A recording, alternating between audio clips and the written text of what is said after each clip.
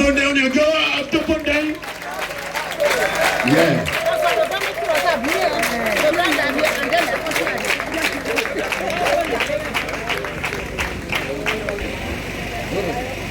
Nah, merci. Maintenant, on a mis le programme de Paris-Ney. Il y avait mon palais. Il y a bois. Brunois.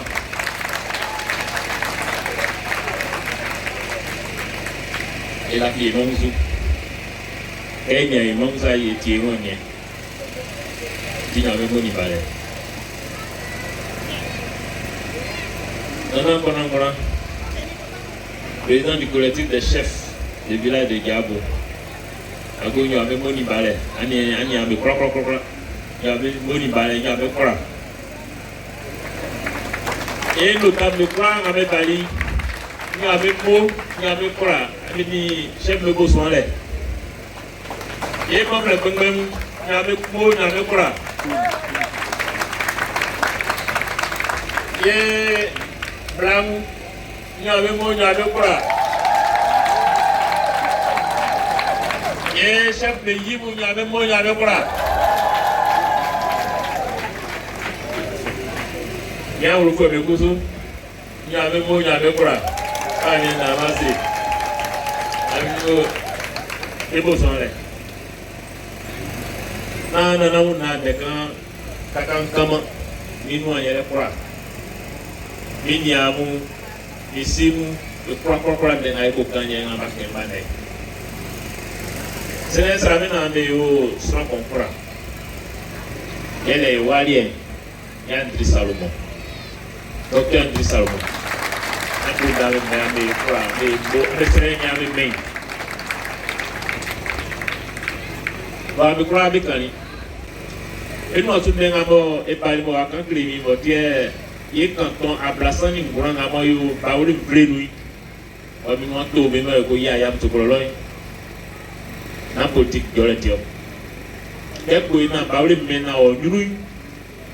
Et tiens, et qu'on vous soit allé créer. Et qu'on vous crée, vous et puis nous, sous les coups, quand les chefs, les tiri, les cigares, la politique a tient et fallu. Et par le fait que vous l'avez dit, dit que vous avez dit, et vous avez dit, et vous avez dit, c'est une propre aller. Il y a une soin de aller. Un mieux. Vous les sortez, c'est une bain, il y a une tingle. Tingle, mais bon, you me cry.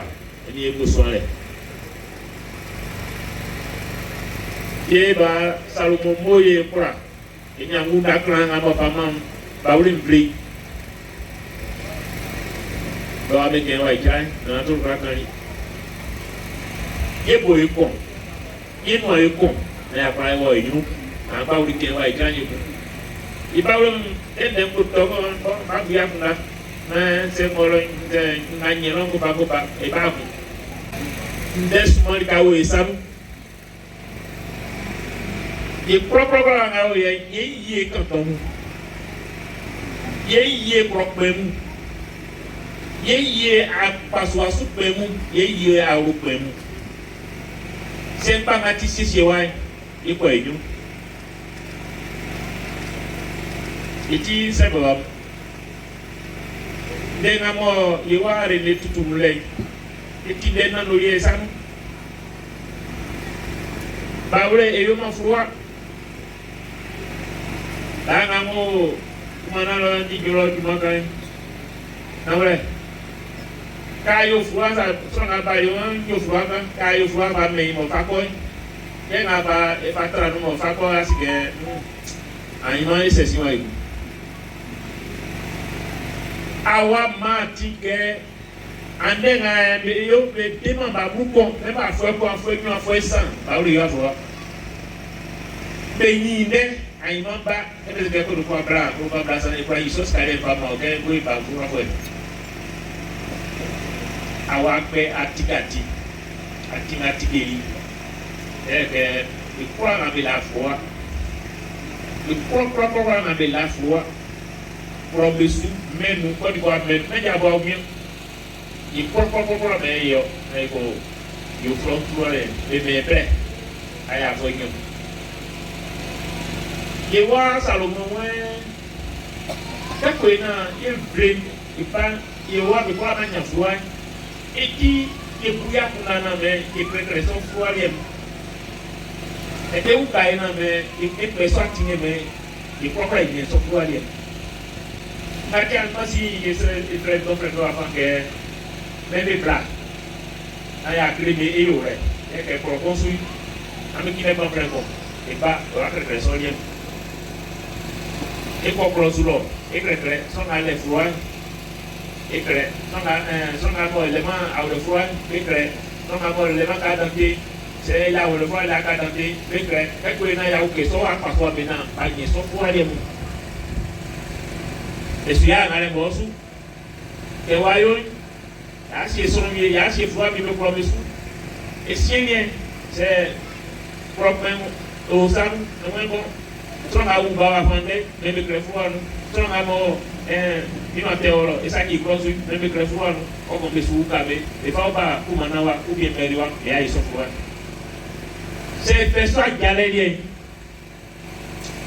esukema awle me ko sa ke beske sans qu'on ça la foi ouais en tout cas ane son mi me ma foi yele uni yeke mbo ba bo la foi ni bo la foi ba na me do mi ba ko ko le ya mo na fra ese na wa nya le pe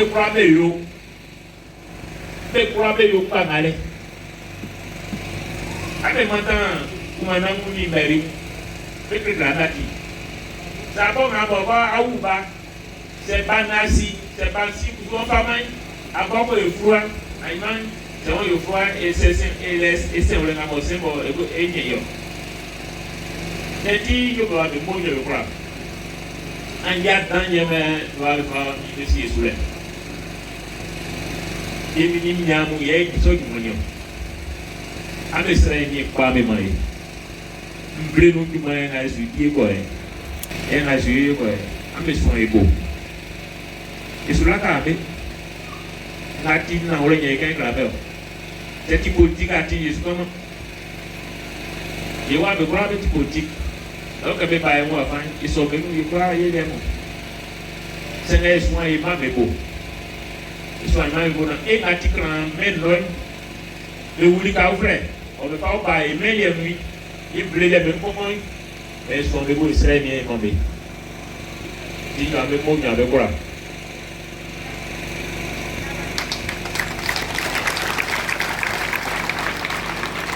Docteur de Salomon, comment il va avec moi?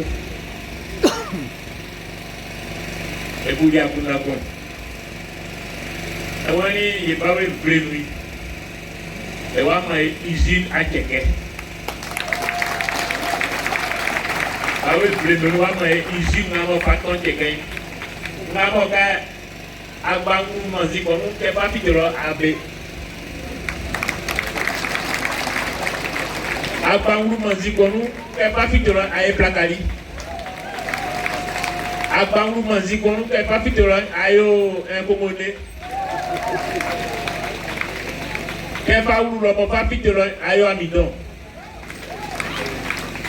donc c'est la même bandio Docteur Salomon ouais eyo moyo e pra et ça jinya monga wa teke ko di wa mble nui ye ba we mble nui e kiri ngamo wa takai iteke iguru jabwa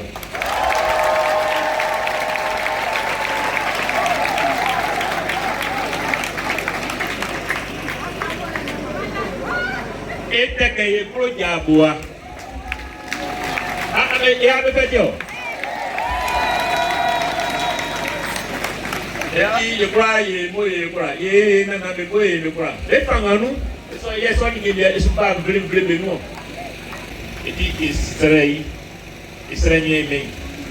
mai na namu na ndenga mai kai krebe na kai kre wa ku kwa yeti na sike vraiment kuma ngawle fa ye chef pour ko susai pour pays yeti chef de développement yo yeke ikura na ko ikura pai et puis chef c'est que il est ça et pas mettre sur le mot c'est lui qui trace les sillons du développement du village et quand on me bouge et bien soit me beau et bien dit seulement plus soit et dit nous va nous me parler nous parler mais pour nous me croire et mon frère parler nous me croire mais bon chef nous y a me croire pour votre contribution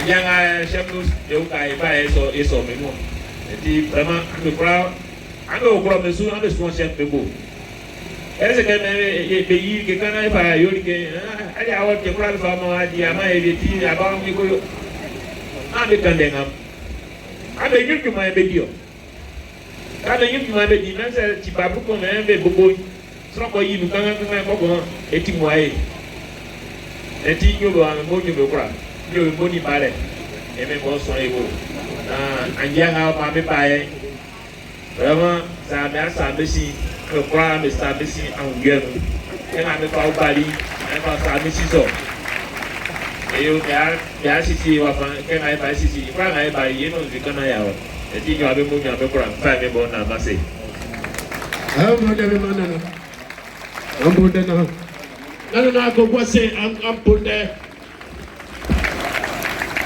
yeah